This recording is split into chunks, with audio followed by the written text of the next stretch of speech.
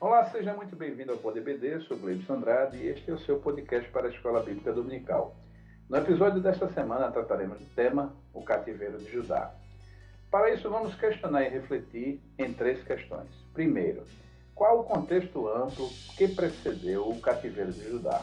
Ainda que, quais os principais fatores que levaram ao cativeiro? E, por fim, quais as lições deste episódio para os dias atuais? Na mesa redonda e hora da pimenta, como conciliar que a maior tragédia do povo israelita seja também o maior divisor de águas? Isso é uma regra espiritual ou situação pontual? Para nos ajudar a compreender esse tema, contextualizando o seu significado para a igreja desse tempo vigente e seus desdobramentos, aqui conosco, nossos convidados, pastores Kleber Maia e Bernardo Johnson.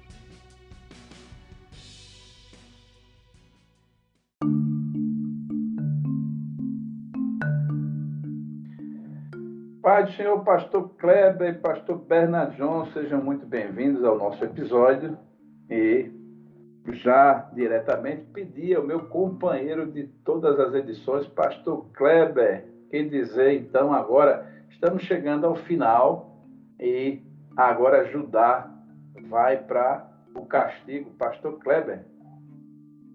Pois é, pastor Gleibson, a paz do Senhor a todos os ouvintes do PodBD, pastor Bernardo Johnson, companheiro deste episódio.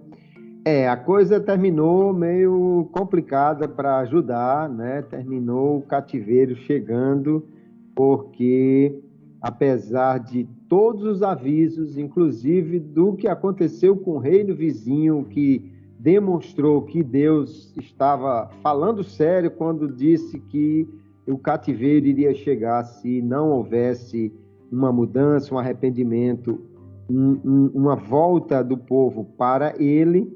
Apesar de tudo isso, Judá continuou na impiedade e então o dia do cativeiro chegou e encerramos então esse trimestre com essa lição triste, porém que traz ainda grandes pensamentos, grandes aquisições para nós mesmos quando pensamos no que aconteceu a eles e como nós também podemos fugir desse tipo de castigo, de juízo de Deus, se nós atendermos aquilo que eles deixaram de atender na sua palavra. Então, creio que o episódio de hoje, apesar desse tom assim melancólico, ele terá grande produtividade para o nosso entendimento espiritual. Pastor Bernardo Johnson, seja muito bem-vindo. O que dizer, pastor Bernardo, dos planos de Deus em meio às tragédias que nós contamos nesse trimestre, pastor Bernardo? O que dizer, né? A nação infiel, mas Deus tem sempre um plano, tanto para corrigir como para trazer ensinamento divino nesse período que foi o período dos reis. Pastor Bernardo Johnson. Sim, a paz do Senhor, para nós é um prazer muito grande estarmos participando de mais um PodBD, paz do Senhor, pastor Gleibson, pastor Kleber, e realmente uma lição assim, como o pastor Kleber mencionou, um final não muito feliz, mas que com grandes lições, e isso que é interessante na Bíblia, né? A Bíblia, ela é um livro tão perfeito que ela não esconde nem mesmo os defeitos, as falhas, sempre com a intenção dirigida pelo Espírito Santo de que o povo de Deus possa visitar a sua própria história, aprender com seus erros, para não repetir os mesmos erros. As lições são muito profundas, muito grandes, muito exemplares, e que Deus nos ajude nessa geração presente a reaprendermos, revisitarmos essa história e aplicarmos na nossa vida o que Deus quer nos ensinar com isso. Para nós é um prazer muito grande participarmos, né, dessa lição da nossa Escola Bíblica Dominical. Muito bem. Pastor Kleber, me permita lhe dirigir nossa primeira questão, né? Qual o contexto amplo precedeu o cativeiro de Judá? Pastor Kleber Maia. Muito bem, nós estamos aqui na última lição do trimestre Vamos recordar que na lição anterior nós estudamos um pouco sobre o último rei piedoso, que foi Josias. Morreu precocemente em meio ao conflito que foi gerado pelos grandes impérios do momento, Babilônia, a Síria e o Egito. E o ambiente aqui continua basicamente o mesmo. Depois da morte de Josias, Joacás, seu filho, reinou apenas 3 meses, foi deposto por Faraó, e em seu lugar colocou o outro filho, chamado Eliaquim, cujo nome foi trocado para Jeoaquim, porque os egípcios, diante daquela fala de Faraó que Deus, ou seja, Jeová, havia mandado que ele fosse em direção à batalha contra a Síria, ele trocou o nome, colocando Jeová em vez de El, no nome de Eliaquim, e ele reinou durante 11 anos. Mas revoltou-se contra a Babilônia e aí teve o primeiro cativeiro, a primeira leva de degradados, foi no ano 605, no reinado de Jeoaquim.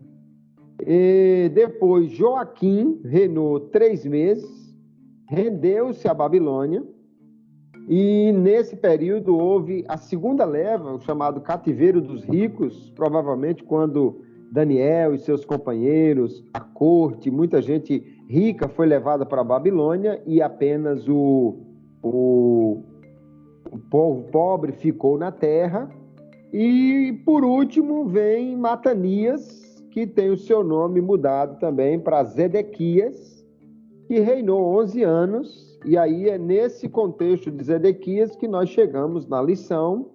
Ele também revoltou-se contra a Babilônia e isso trouxe uma ira muito grande, né? O seu predecessor Joaquim tinha se rendido à Babilônia e com isso foi tratado de uma maneira muito, muito bondosa por Babilônia, apesar do cativeiro e da expoliação toda, mas não houve violência contra ele. Mas Zedequias rebelou-se e isso trouxe a ira de Babilônia. Babilônia era, então, o grande império mundial, ainda em conflito com a Assíria, mas esse conflito só durou até o ano 609. Então, em 609, Ashur-uballit II, que foi o último rei da Assíria, foi vencido. Os medos e persas já estavam crescendo, inclusive ajudaram Babilônia nessa empreitada contra a Assíria. O Egito ainda estava nesse conflito com Babilônia, mas Babilônia estava se estabelecendo como grande império mundial. No que Zedequias confiou no Egito, rebelou-se contra a Babilônia, ele foi agora alvo da ira de Nabucodonosor, ou Nabopolassar, o seu pai, e isso trouxe um grande problema para ele. A questão complicada aí é porque ele, apesar de ter histórias de livramento com Josafá, com Ezequias, nós estamos falando do reino de Judá, né? Ele teve grandes histórias de grandes livramentos que Deus deu a reis anteriores. Ele nunca confiou em Deus, apesar de todas essas histórias. Foi confiar nas forças humanas e, com isso, teve a ira de Nabucodonosor levantada contra ele, o que levou à destruição da cidade, dos seus muros, a morte dos seus filhos, seus olhos vazados. Depois de um cerco de 18 meses, em que a cidade foi levada a uma fome extrema, tudo virou ruína, os muros derrubados. Então, houve realmente uma enorme destruição por conta dessa traição com que ele agiu em relação à Babilônia. Mas, no fundo, o grande problema aqui é o rei não confiar no Deus que já tinha dado tantos livramentos àquela nação. Talvez a morte precoce de Josias possa ter lançado uma dúvida sobre essa questão de ser fiel a Deus, confiar em Deus. E aí a gente precisa refletir o quanto a queda de um grande líder pode prejudicar, pode trazer reflexos sobre outras pessoas.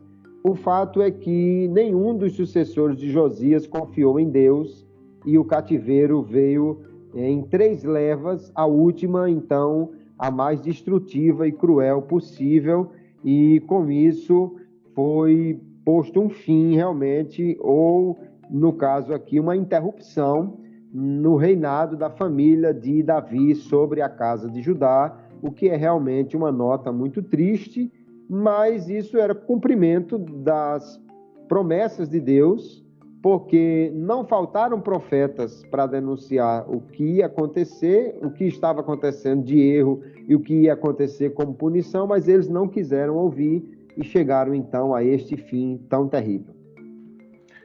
Pastor Bernard, pastor Kleber fez uma explanação aí que é inevitável, me veio aqui à mente, e aí, sem querer lhe influenciar, e como eu digo sempre, já influenciando,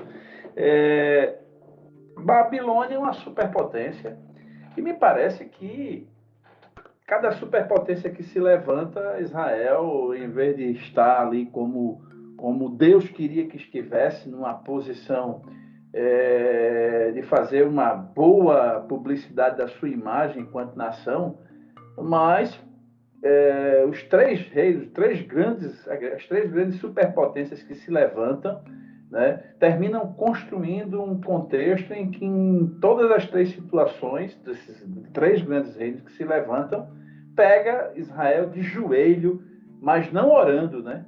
De joelho em função de uma decadência. Me corrija se eu estiver enganado, pastor Bernard Johnson. Sim, sim.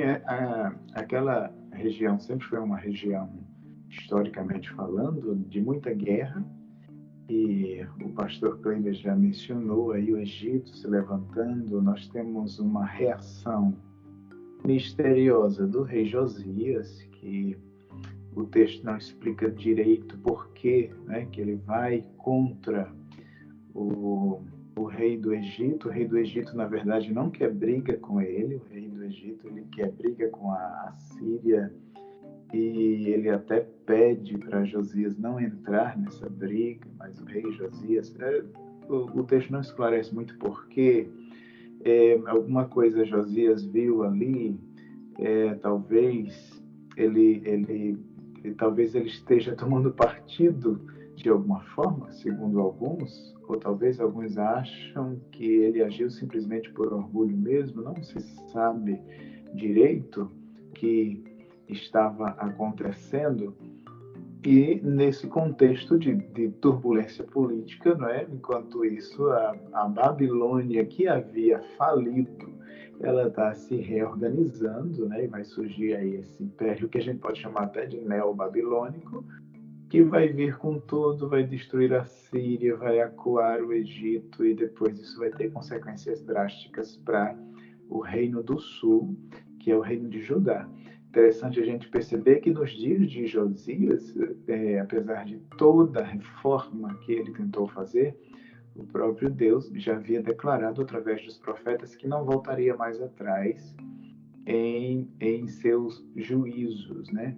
E então a gente percebe essa turbulência, e a gente percebe que se é muito fácil uma nação se levantar ou não, eu não sei, mas que é muito fácil uma nação cair. A gente precisa perceber essa realidade, uma das maiores lições nessa história.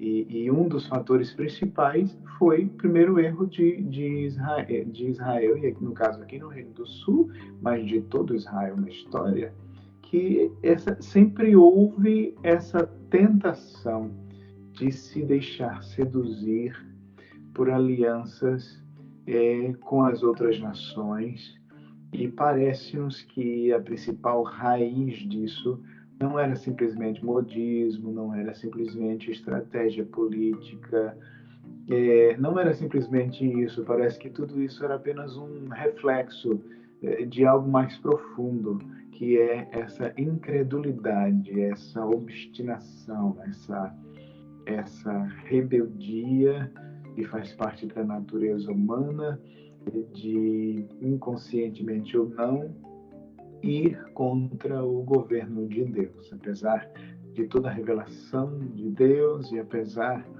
de toda a clareza com relação à sua aliança, mas havia essa obstinação no coração do povo, no coração de quem às vezes estava governando, e isso sempre traria consequências por causa da aliança. Mas é interessante a gente perceber esse ponto, né? Que realmente sempre houve, parece que um fator de grande tentação nas relações da nação de Israel e Judá com as outras nações. E a raiz disso, eu diria que era uma incredulidade, uma dureza de coração, que gera, então, uma falta de confiança em Deus e levando, talvez, aí para um pragmatismo e utilitarismo estratégico que gerou drásticas e terríveis consequências, né? Muito bem. Então, eu acho que já dá até para a gente, porque essa primeira questão, eu diria que ela é quase um alicerce, né, para a gente entender todo o demais desenrolar dessa lição, que combina com o desfecho, né, o encerramento do trimestre. Mas pastor Bernardo Johnson e depois o pastor Kleber, né, quais são os principais fatores, né, que levaram ao cativeiro? Já que já discorremos alguma coisa do cenário amplo, mas se é para eleger, na sua opinião, os principais fatores, então? Nós poderíamos, a lista é imensa, né? Eu tento aí separar no fator básico, essencial, fundamental, que foi a quebra da aliança. Deus foi muito claro a fazer uma aliança com o seu povo, um pacto com o seu povo, e deixou muito claras as condições, e o povo tinha que ser fiel a essa aliança que Deus fez com o seu povo. Além disso, ao romper esse pacto, essa aliança, isso não foi simplesmente algo de uma troca de deuses, vamos dizer assim, não comparando Deus com os outros deuses, porque o Senhor é o único Deus, os outros deuses não são deuses, mas eu quero dizer assim, não foi simplesmente uma troca de culto ou uma mistura de cultos, né?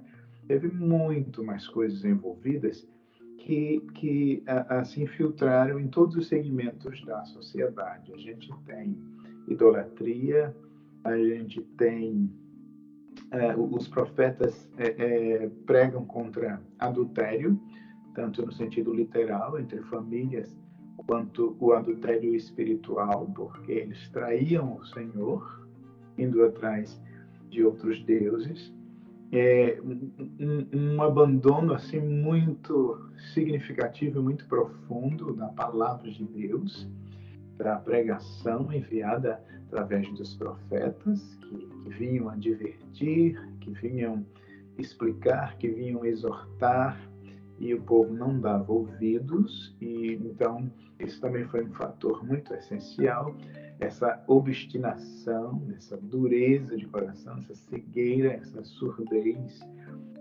A coisa foi tão profunda que um rei chegou a rasgar os escritos do profeta Jeremias, e isso é uma afronta muito grave, porque ao rasgar aqueles escritos, ele estava rejeitando oficialmente, declaradamente, a própria palavra de Deus enviada através do profeta.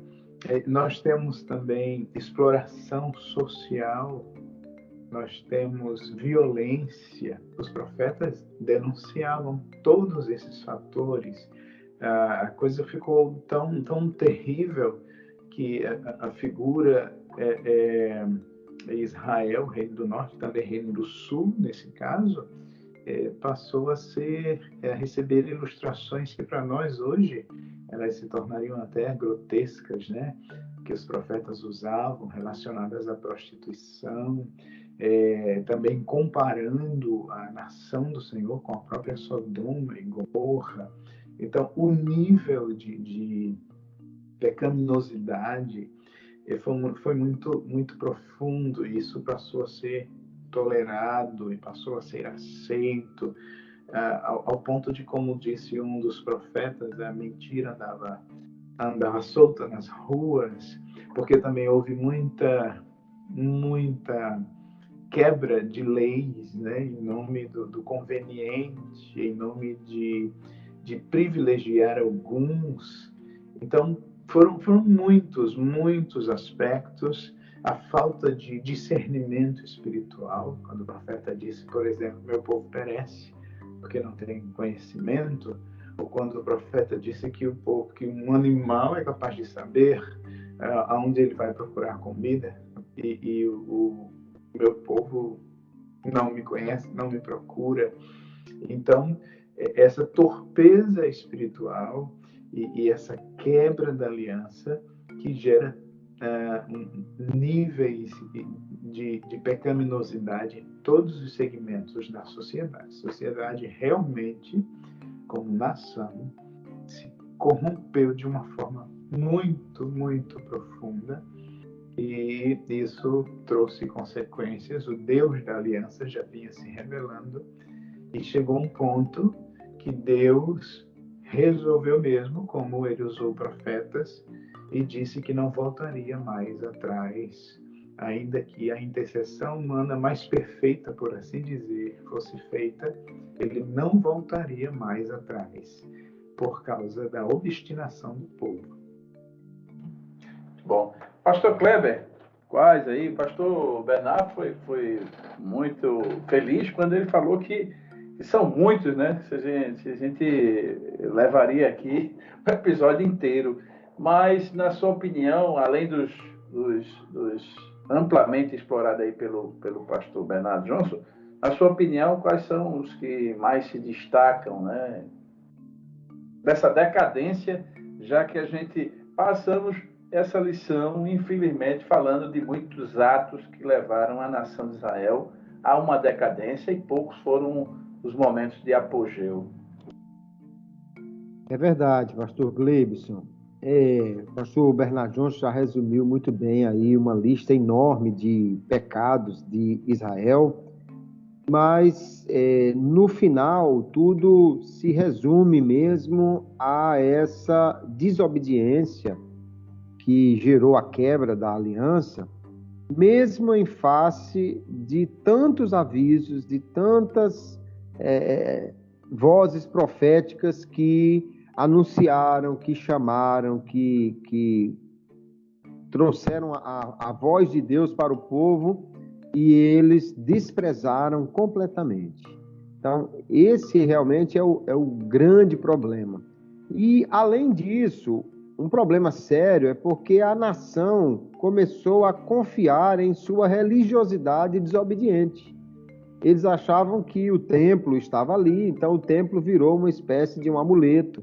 E nós somos a nação de Deus, e passaram a querer confiar nessa ideia de uma religiosidade que destacava aquele povo, mas sem entender que, na realidade, a religiosidade desobediente deles não ajudava em nada, pelo contrário, só atraía a ira de Deus. É incrível como eles se julgavam os eleitos que não precisavam ser fiéis, quando, na realidade, não existe tal categoria de eleitos infiéis, né? Quem é eleito tem que ser fiel, ou é eleito porque é fiel, mas a nação chegou a um ponto de obtusidade, de realmente, como Paulo diz, de ter uma consciência que está queimada, que está completamente obstruída, que não conseguia enxergar a sua própria pecaminosidade, e que a sua religiosidade em nada iria ajudar, Zedequias não entendeu que o que os profetas estavam dizendo, como Jeremias, né, que é o grande profeta nesse momento aqui, que dizia que eles deveriam se render à Babilônia, porque a Babilônia, na verdade, tinha sido levantada por Deus. Então, ao rebelar-se contra a Babilônia, ele se rebelava contra o próprio Deus, que é o princípio da autoridade delegada, que lá em Romanos 13, o apóstolo Paulo vai falar, e o cativeiro não poderia ter sido evitado por Zedequias, no caso, porque Deus já havia determinado que isso iria acontecer. Mas a matança e a destruição poderia ter sido evitada. Veja que nos dias de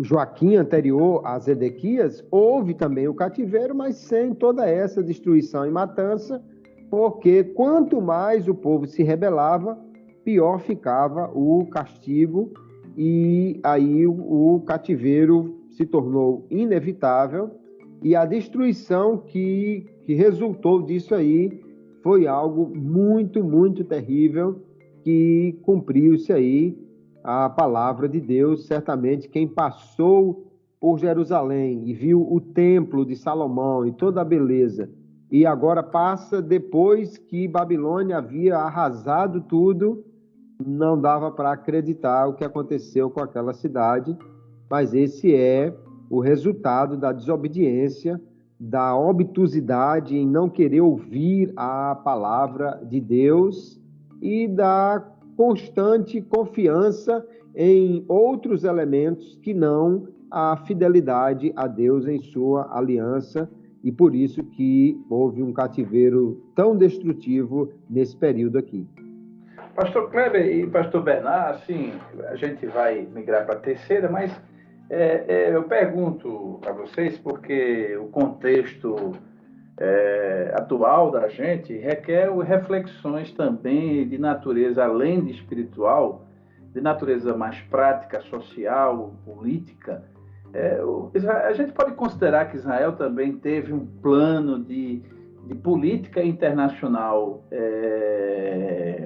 vamos dizer assim, fora da orientação divina, já que Deus tinha uma política internacional para Israel praticar, que levasse, né, o nome de Deus, né, e que Israel representasse a Deus.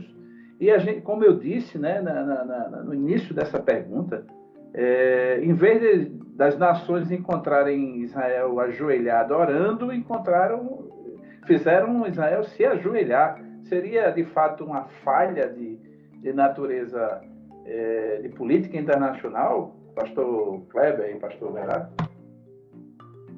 Eu entendo que, como você já disse, pastor Gleibson, a grande questão é que Israel foi chamado para ser uma nação diferente, mas ela sempre buscou ser uma nação igual às outras.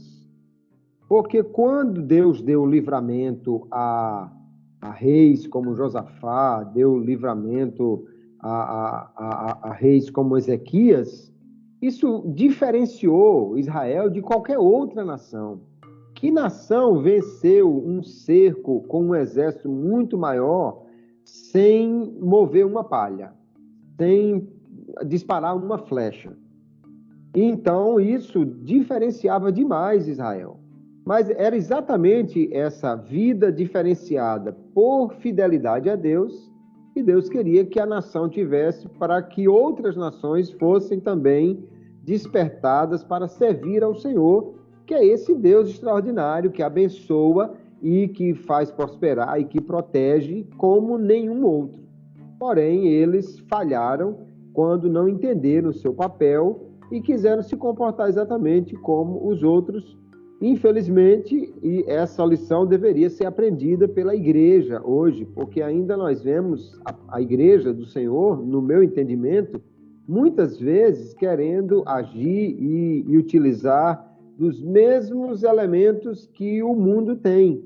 Muitas vezes, na sua prática, no seu envolvimento com a sociedade, a igreja não se posiciona como um agente de Deus e às vezes quer utilizar os mesmos recursos que as outras pessoas utilizam, recursos políticos, recursos financeiros, e outras coisas que, na realidade, Deus não quer que nós confiemos nessas coisas, mas confiemos nele. E aí fica uma lição também para nós, Igreja do Senhor, de confiar em Deus e ser um agente de Deus, em vez de procurar ser apenas mais uma instituição igual às outras que existem na sociedade. Pastor Bernardo? Sim, sempre tocando, né, na mesma tecla. Israel, e no caso aqui também, né, a parte sul, o Reino do Sul, foge do seu chamado, da sua vocação. Deus, ao chamar essa nação, ele tem um propósito específico, como o pastor Kleber já mencionou. Essa nação foge desse propósito e então o seu principal propósito, né, não sei se eu estou sendo simplista, mas ele é bem missiológico mesmo. Israel deveria dar testemunho do Deus vivo a todas as nações, e Israel falha nesse testemunho. E uma das falhas de Israel foi, ao invés de ser essa testemunha, ele negocia com essas nações princípios e valores que, dentro dos padrões estabelecidos por Deus, são inegociáveis. E isso sempre trará consequências. Como o pastor Kleber mencionou, nós, como igreja, corremos o mesmo risco. Alguém já disse que sempre que a igreja busca chegar ao poder, ela perde o seu poder. E a gente precisa pensar nisso, né? Até que ponto a nossa influência ela está deixando de ser uma influência dentro do padrão que Deus estabeleceu para nós e dentro do chamado de Deus para as nossas vidas. Que Deus nos ajude, mas infelizmente corremos o mesmo risco de Israel se não formos fiéis ao nosso chamado e ao nosso papel como igreja, né, nessa geração. Muito bom. Então, eu acho que com isso a gente já azeitou a questão de número 3, né, para poder fazer um fechamento, que é exatamente quais são as lições, agora pontuar uma a uma, que este episódio nos deixa e que, de certa forma, a gente pode colocar como lições amplas de todo o trimestre. Pastor Kleber Maia. Muito bem, pastor Gleibson, eu quero pontuar algumas lições aqui. Certamente o pastor Bernardo Johnson também tem algumas aplicações que o texto e a situação nos apresenta, mas uma grande questão aqui é, no meu ver, a aplicação da chamada lei da semeadura e da colheita. Nós sempre colheremos aquilo que plantamos.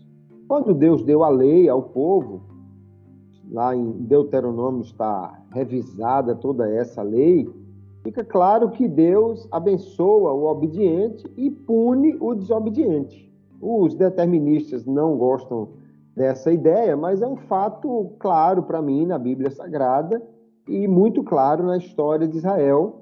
Deus deu livramento a reis obedientes e Deus puniu os reis desobedientes, e agora a nação toda é levada a esse ponto de grande impacto como juízo de Deus, exatamente por sua desobediência.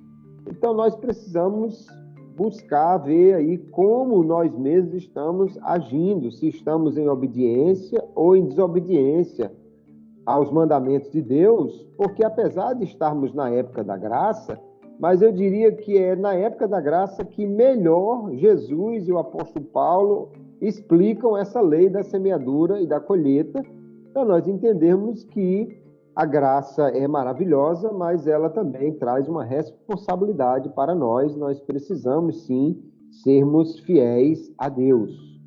Uma outra lição muito importante que eu vejo nesse episódio especialmente, mas durante todo o trimestre, é o papel crucial que os profetas têm para alertar a nação, para mostrar a vontade de Deus para o povo.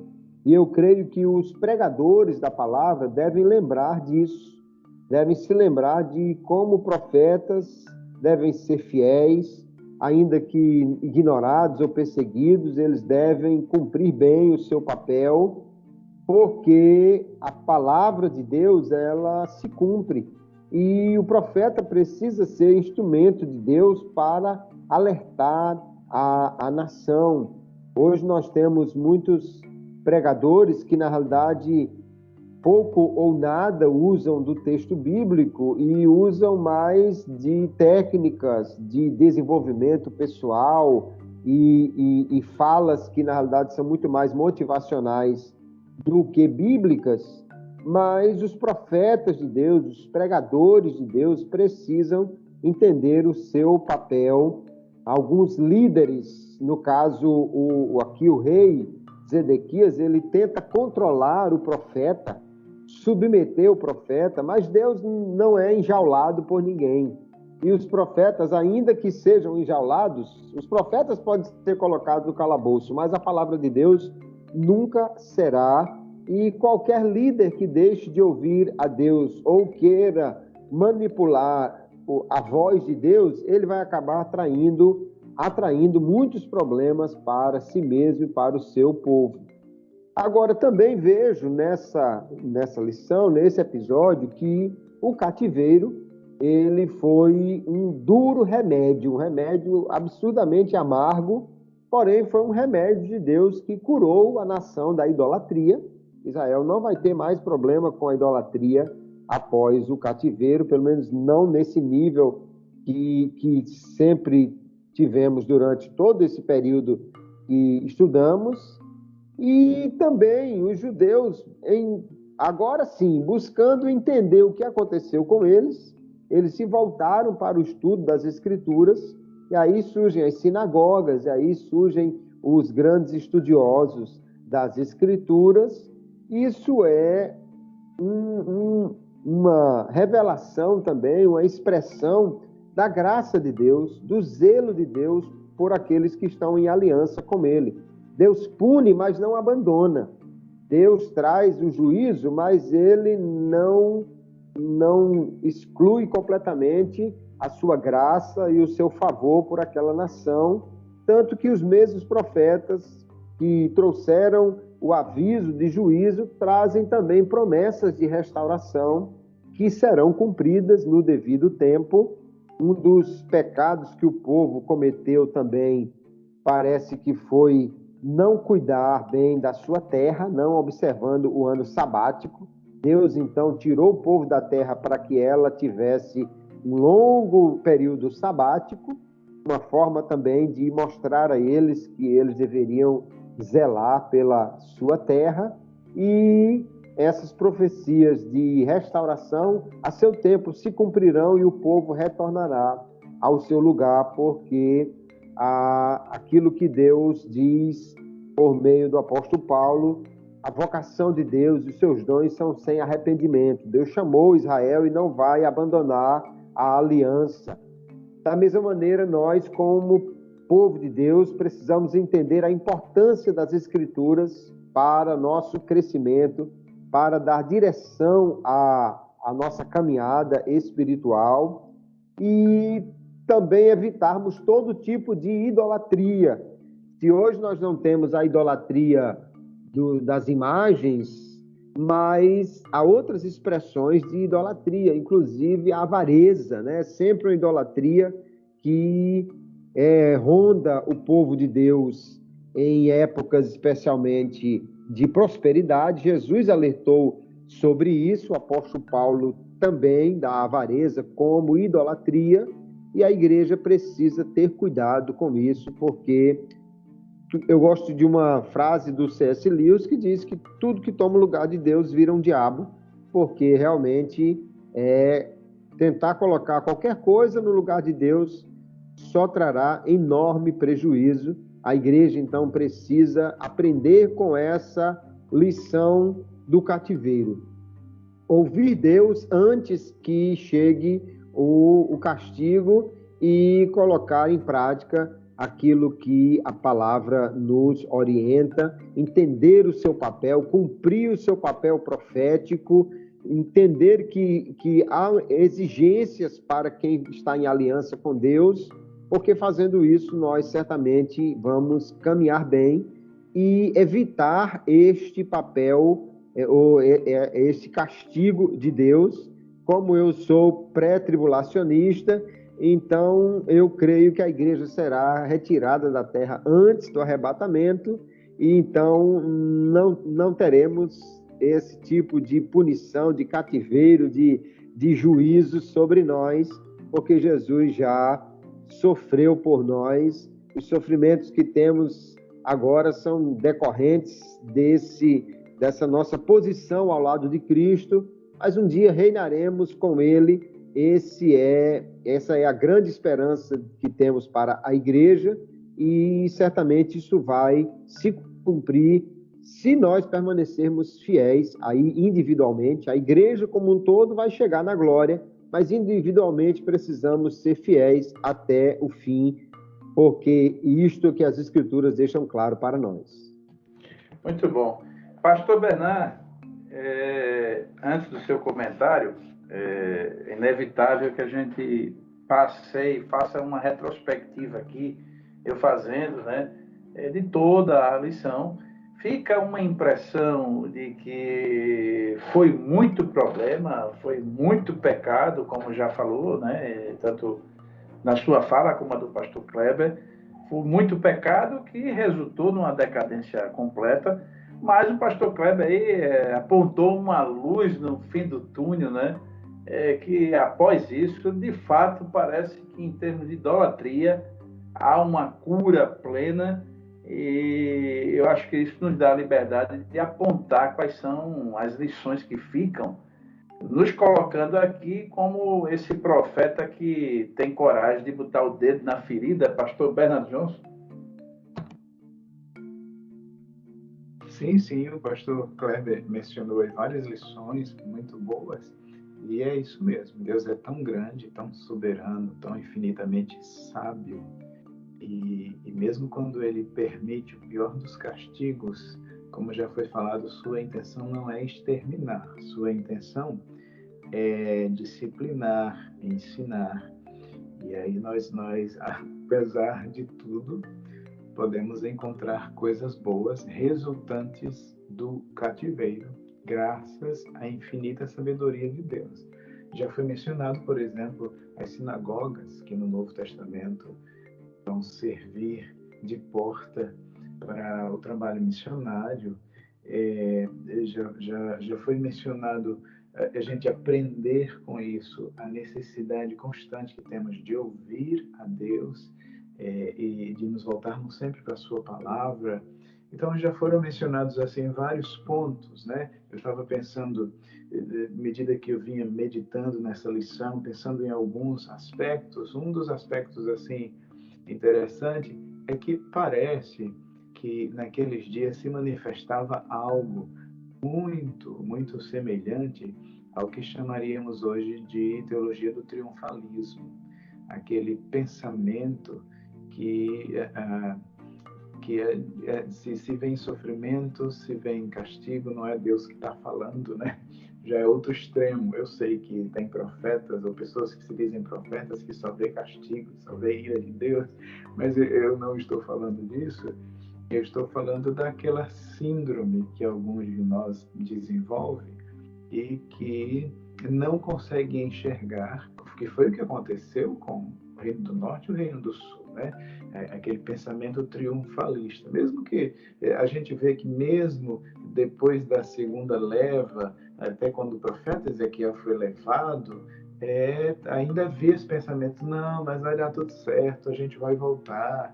Precisou, o profeta Jeremias escreveu uma carta, já tinha falso profeta lá dizendo que tudo seria diferente. O profeta Jeremias escreve uma carta, gente, não é assim, o negócio ainda vai demorar um pouco, constrói casa, restabelece a vida de vocês, e também Deus vai e revela ao profeta Ezequiel que o templo que ainda estava de pé seria destruído, a própria Jerusalém seria destruída. Mas havia sempre no povo eu não sei se a gente pode usar essa expressão, uma falsa esperança. Quando eu digo falsa esperança, é porque ela não era baseada assim nas promessas de Deus, ela era baseada num triunfalismo ilusório.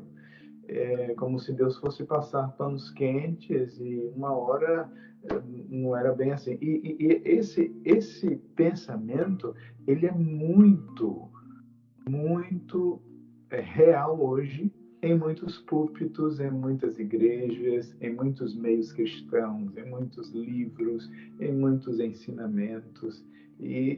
O cativeiro, ele nos traz uma grande lição nesse sentido. Deus não tem prazer em nos castigar e Deus ele não tem a intenção de nos exterminar, mas ele nos disciplina sim, porque ele quer corrigir as idolatrias que se enraizam em nosso coração de uma forma ou de outra. Então, esse é um aspecto, assim, para nós pensarmos. Eu estava pensando também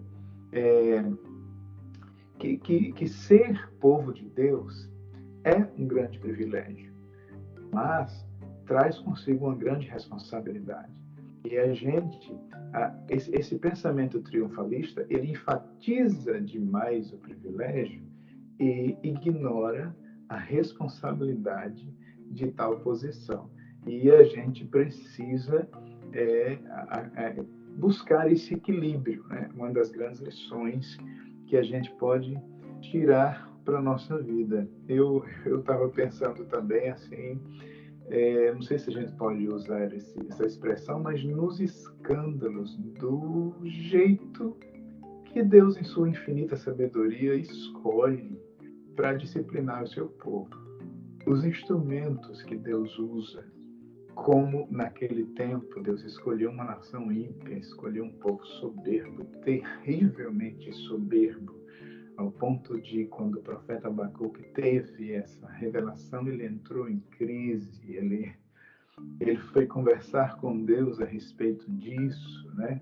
Esse jeito peculiar em Deus e infinitamente sábio, porque tudo que Deus faz é perfeito, mas a gente isso também, pelo menos para mim, é uma grande lição, né? Que mediante a fragilidade, a finitude da nossa mente, a gente pode às vezes se escandalizar, num certo sentido, com o jeito como Deus resolve agir ou permitir, em sua infinita sabedoria. E aí é onde entra a grande lição do profeta Abacuque: o justo viverá pela fé. Dentre tantas coisas, o justo descansa no caráter de Deus. Ele descansa no fato de que Deus sabe o que está fazendo. E aí tem assim também uma das grandes lições para mim nesse cativeiro, que é a soberania de Deus. Deus se revela no cativeiro. Deus, no meio do palácio babilônico, levanta homens fiéis a ele e se revela como aquele que está no controle, como disse o profeta Daniel, aquele que remove e estabelece reis. E isso era uma lição muito impactante, que só o justo que enxerga pela fé consegue perceber isso, porque naquela época, além dos jogos políticos, a gente tinha uma briga de titãs, uma luta de deuses, um povo derrotar outro povo, era um deus que era mais forte que o outro deus e que fazia esse povo ser derrotado. Quando Deus deixa o seu povo ser derrotado, Deus está arriscando, vamos dizer assim, o seu nome. Ele está colocando o seu nome em jogo, mas mesmo assim ele continua se revelando como o Deus, o único Deus verdadeiro, aquele que está no controle e aquele que determina naquele momento quem está governando ou não, apesar do que o seu povo estava passando, sofrendo, né? E aí a gente tem aquela nota de esperança, que o cativeiro revelou essa terrível pecaminosidade de Israel, Reino do Sul, do Reino do Norte, mas a gente também não pode achar que não tinha um justo, né? No meio dessa nação. Sempre a resposta que Deus dá, que Deus deu ao profeta Elias, ela continua gritante ainda hoje. Eu ainda reservei para mim 7.000 e não dobraram seus joelhos diante de Baal. Aí a gente vê testemunhas fiéis a Deus, que são um exemplo para nós, como Daniel, seus amigos, né? Que são um exemplo para nós de como o crente deve agir e reagir, mesmo quando, apesar dos erros dos ímpios, a gente também, como justo, tem que sofrer algumas consequências. Então, são muitas lições que o Espírito do Senhor continue falando aos nossos corações através dessa história. Muito bom. Bom, chegamos à hora da mesa redonda e hora da pimenta, e é um pouco longa. Eu peço aos ouvintes que ouçam bem e para compreender, né, a nossa mesa redonda, já que o texto ficou um pouquinho grande. É o seguinte: como conciliar que a maior tragédia do povo israelita seja também o maior divisor de águas? Isso é uma regra espiritual ou situação pontual? Eu quero começar pelo pastor Bernardo Johnson. Eu não sei se eu posso afirmar que é pontual, né? Parece que no decorrer da história do povo de Deus, incluindo a nação de Israel, incluindo a igreja, Deus é perfeitamente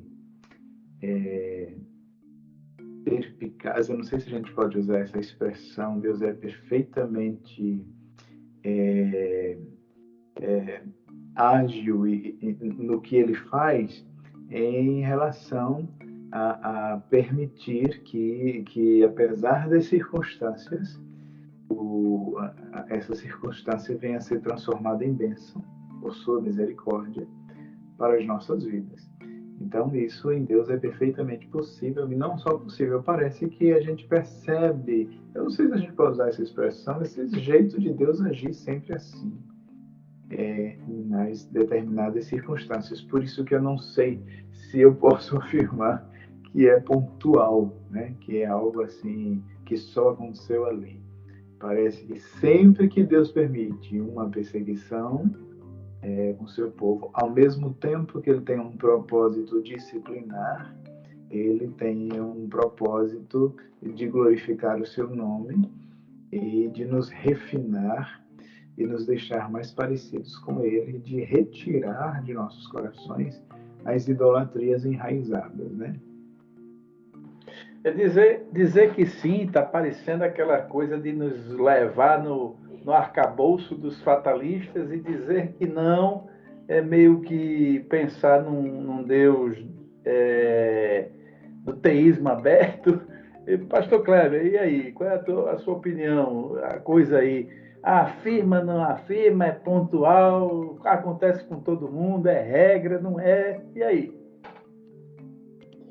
Pastor Gleibson, nós vemos nas Escrituras uma revelação progressiva, né? Deus vai cada dia se revelando mais até a revelação perfeita em Cristo.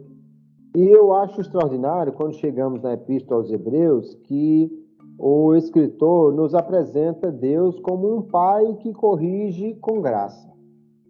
E ele diz àquele povo, que ele está falando inclusive para israelitas, né? Que eles não chegaram ainda ao sangue, não chegaram ainda ao ápice do que poderia acontecer com eles, e que eles não deveriam desmaiar ou desfalecer quando fossem corrigidos por Deus.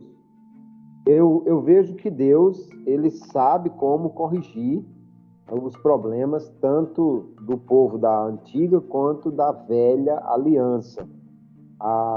O cativeiro foi, sem dúvida, um remédio que Deus usou e que foi necessário naquele momento. Assim como nós vamos ver o apóstolo Paulo falando de um espinho que Deus colocou nele para prevenir o orgulho. E ainda chama de mensageiro de Satanás, né? Pois é, que a gente não sabe exatamente o que era, mas alguns pensam que era um problema dos olhos, talvez causado exatamente inicialmente por aquela luz cegante que encontrou-se com ele no caminho de Damasco. E o fato é que desde ali Deus já disse que ele deveria sofrer por causa do Evangelho. Agora você imagine um pregador com um eterno problema que lhe afligia, um pastor que todo o seu ministério foi com alguma coisa que lhe afligia duramente. Alguém pode pensar que isso é um remédio muito duro, mas é aquilo que o pai sabe que é necessário para corrigir aquele filho. Porém, Deus faz isso por amor e faz isso com graça, de forma que, se nós entendermos isso, poderemos muito mais facilmente tomar para nós as correções de Deus e entender que o castigo foi muito duro, mas foi também necessário para aquela nação. E o que nós vemos é esse padrão de Deus sempre agir com amor e graça, mas muitas vezes fazendo algo que nós não gostaríamos, por conta da sua eterna sabedoria de saber o que é melhor realmente para nós. Então, o cativeiro especificamente foi algo pontual, mas essa forma de correção de Deus eu entendo que é, de fato, uma regra espiritual que pode se aplicar e deve ser aplicada a todos aqueles que estão em aliança com Deus, que o têm como pai, porque, como diz o próprio escritor aos Hebreus, se você não aceitar essa correção, então você também não é filho, é bastardo. Qualquer um que esteja em aliança com Deus tem que entender que o pai vai corrigir por amor, do jeito que ele entender que é a melhor forma. Muito bom. Bom, é com saudosismo que a gente vamos pedir, né? Vamos pedir aqui para o pastor Bernard, inicialmente, depois o pastor Kleber, trazer as suas considerações finais, lembrando que foi um trimestre, vamos dizer assim, do campo das tragédias, né? Mas também foi um trimestre do campo das correções e dos grandes ensinamentos. Afinal de contas, nós entendemos que, no contexto geral, esse foi um plano que Deus, apesar do povo ter seguido por vários caminhos tortuosos, ainda assim Deus aproveitou para trazer grandes aprendizados e lições para aquele povo. E para essa lição de hoje, pastor Bernard, suas considerações finais e também alguma dica pedagógica para essa lição que em si já é pedagogicamente um grande corretivo. Pastor Bernardo Johnson. Sim, eu quero primeiro falar de uma dica pedagógica que talvez até o professor já tenha pensado um pouco nisso, né? Mas a velha sugestão dele construir um gráfico que apresente pelo menos os últimos reis ali do sul e os profetas naquele contexto, para que o aluno possa visualizar o que estava acontecendo ali e as principais nações envolvidas, além de Israel, como no caso o Egito, a Síria e a Babilônia. Seria interessante apresentar esse gráfico, mas também levantar perguntas, né? Como a gente já conversou aqui, quais foram as principais causas, quais foram as consequências e quais as lições para nós hoje. Seria interessante, no mínimo, essas 3 perguntas aí, para os alunos conversarem um pouco, porque toda história nas Escrituras, dentre tantas coisas, ela tem a intenção de nos revelar algo sobre o caráter de Deus, sobre o jeito de Deus agir e com relação a nós como seu povo, porque o nosso relacionamento com Deus é vivo, né? Real. E aí quero agora, então, aproveitar esse momento e agradecer por mais esse episódio do nosso Pod EBD. Que Deus abençoe o professor, que Deus abençoe o aluno, que Deus abençoe o pastor Kleber, pastor Gleibson, e que todos possamos continuar crescendo, né, no conhecimento desse Deus, e que, se houver, que o Senhor nos ajude a ouvirmos a sua voz e arrancarmos qualquer idolatria enraizada em nosso coração, porque pode não ser o cativeiro, mas Deus tem uma medida disciplinar para cada um de nós, e que a gente aprenda, né, com a história de Israel. Deus abençoe a todos e muito obrigado. Muito bom. Pastor Kleber Maia. Eu quero também agradecer por participar de mais um episódio, agradecer aqui a companhia do pastor Cleibson, do pastor Bernardo Johnson, de todos os ouvintes que estão nos acompanhando, que Deus em Cristo continue abençoando ricamente a todos. E eu creio que a temática dessa lição pode ser introduzida aí pelos professores, falando de remédio amargo. Acho que todo mundo na vida já tomou um remédio amargo. Antigamente tinha o mertiolate, que o povo achava maravilhoso quando aplicava, e hoje parece que o mertiolate não arde mais. Mas todo mundo certamente tem uma história de um remédio amargo que, no entanto, solucionou um problema, né? E acho que o professor poderia até tomar alguns minutos para colocar essa questão e ouvir de alguns alunos um episódio, uma coisa na sua vida que ele poderia considerar um remédio amargo de Deus, algo que no momento ele não me entendeu, achou ruim, mas que depois viu que na realidade foi graça de Deus, porque isso evitou um problema muito maior na sua vida. E com essa compreensão, creio que ficará fácil de introduzir todo o estudo dessa última lição do trimestre, onde tantos problemas tiveram, e terminou com esse remédio duro de Deus, mas a graça do Senhor esteve em todos os momentos sobre aquela nação e continua também sobre nós, mesmo quando estamos em disciplina. Que Deus abençoe a todos.